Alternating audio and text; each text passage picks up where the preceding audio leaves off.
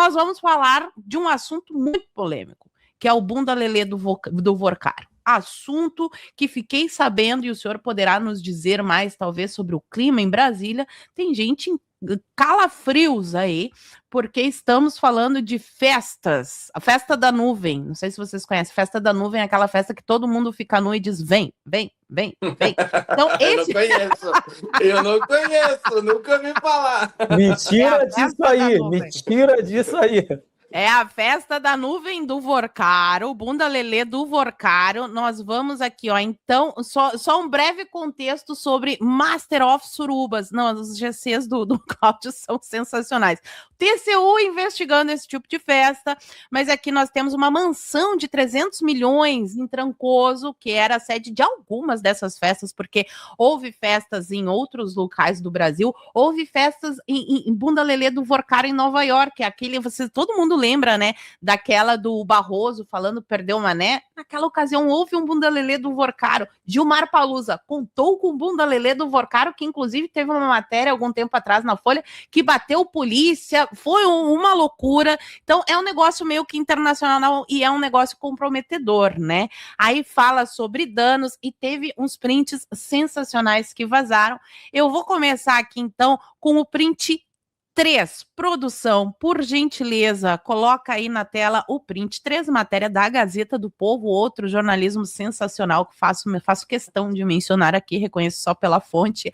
TCU apura festas de Vorcaro em Trancoso com participação de autoridades. Deputado Maurício Marcon, o que as pessoas fazem na sua vida particular, o tipo de festa, se é a festa da nuvem, do bunda lelê, tanto faz.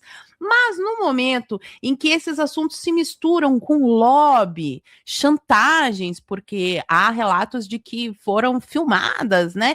E que decisões, tanto do judiciário quanto do legislativo ou do executivo, possam ser influenciadas por esse tipo de evento, vamos dizer assim, aí já vira um assunto público.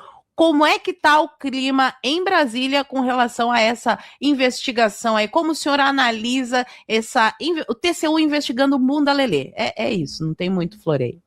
Olha, Paula, segunda-feira o Vorcaro deve estar na CPMI se tudo ocorrer como planejado, né? Houve, inclusive, a antecipação da vinda dele, que era para ser na quinta para segunda-feira, e a gente pode perguntar, inclusive, para ele como acontecia esses bunda lelês aí. Só que a gente tem que lembrar que muito provavelmente essas orgias diabólicas aí eram feitas com dinheiro público, né? Não nos esqueçamos que o dinheiro do Banco BRB pode ter financiado tudo que a gente está falando aqui.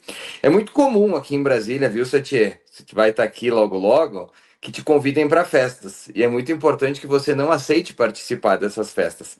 Digo por quê? Porque a chantagem, ela corre solta, né? Já se eu ouvi de alguns colegas aí que imaginem você. Vamos pegar que eu vou de casa para o Congresso, do Congresso para o almoço, que às vezes é o açougue do Berg ali do lado, e volto para casa. Não vou nesse tipo de coisa, porque vocês imaginem se tu tá lá numa festa e aí aparece uma mulher seminua atrás de ti, te batem uma foto, e como é que tu vai argumentar que tu não sabia o que tu estava participando?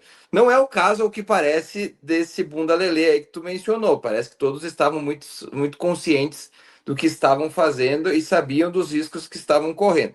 Olha, se isso vier à tona, há inclusive um pica das galáxias aí do judiciário que na boca miúda aí a gente não sabe quem é, mas até tem as suspeitas, mas a gente não vai falar porque é bom que a gente não fale para não receber processo depois. Mas a gente vê um castelo inteiro se desmoronando, né? Primeiro a questão do BRB, que enviou 12 bilhões para o operador de propinas do PT, que era o Vorcaro, distribuir esse dinheiro aí com Lewandowski, com Guido Mantega, com o Alexandre de Moraes, com Dias Toffoli, sabe-se lá mais quem. E agora surgem essas informações dessas promiscuidades aí também, com certeza financiadas com o erário público. Então, vejam vocês que hoje a gente tem dois times em Brasília, os que querem investigar, os que assinaram o CPMI, os que querem ir a fundo do assunto e os que querem enterrar. E aí a gente já sabe quem está envolvido e quem não está. É muito fácil de fazer essa diferenciação. É só pegar as assinaturas de CPMI, só pegar as entrevistas. Então, por exemplo, o Randolfo Rodrigues dizendo que é contra a CPMI em ano eleitoral, porque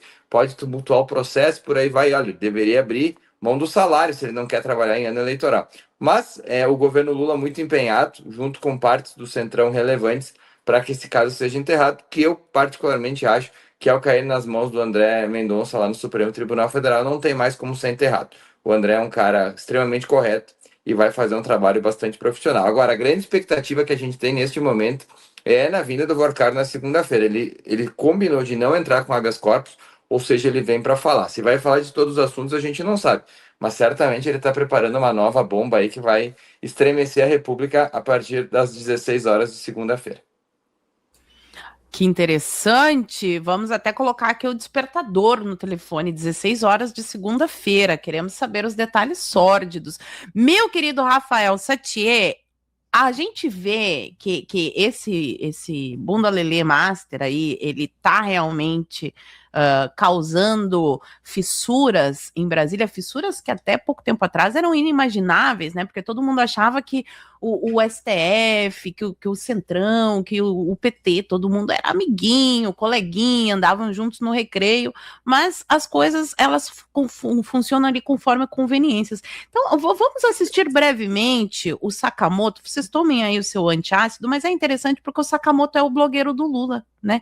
E ele fala sobre o caso do Bunda Lelê Master. Por favor, produção, o vídeo 4.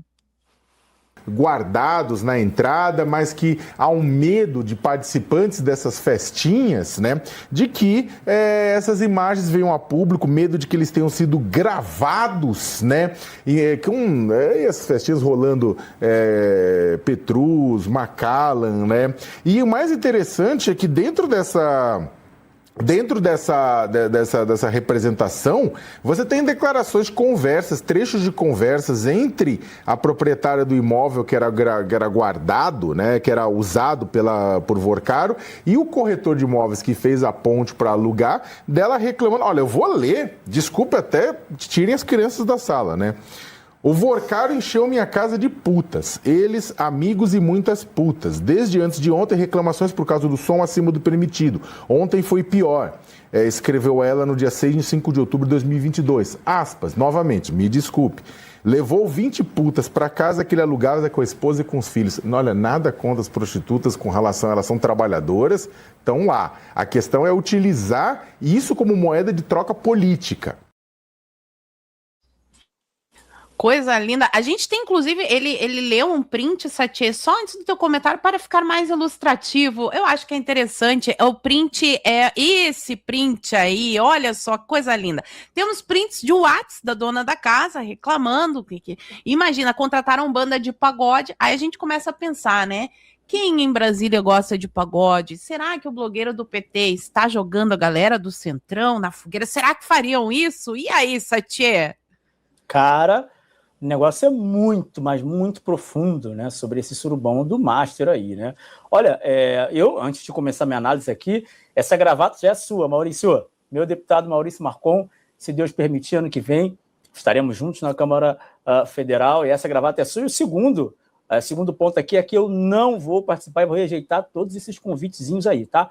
Muito obrigado pela dica. A dona Onça aqui no Rio de Janeiro é braba, meu irmão, é braba. Então eu tenho que tomar muito cuidado. Bom, cara, é uma situação bem profunda. Parece que cada machadada que se dá, ou cada enxadada, uma mandioca vai surgindo. E olha que nós estamos falando de um recorte histórico de 2022, 4 anos atrás, quando tudo parecia que ia terminar em pizza e que nada disso seria descoberto. O fio está sendo puxado, e estamos aqui num programa com nome sugestivo, Fio Diário, o fio está sendo puxado e, ao que me parece, muita coisa está para acontecer. É evidente que o pior e o maior escândalo nesse caso é o escândalo do próprio Banco Master, porque envolve quantias bilionárias e quantias de previdências, quantias de fundos de estados que diz respeito a servidores aposentados e que diz respeito à população brasileira, que é, de fato, aí, né, a lesar o erário público com essas manobras de ativos e essas manobras falsas que o banco acabou operando facialmente. Então, esse é o caso principal. É óbvio. Agora, quando surge também esses outros casos individualizados, que do ponto de vista político, na sensibilidade política, pode ser até maior e mais sensível do que o caso do dinheiro, porque, infelizmente, vivemos num Brasil onde a quantia da subtração de recursos ela já saiu da casa dos milhões.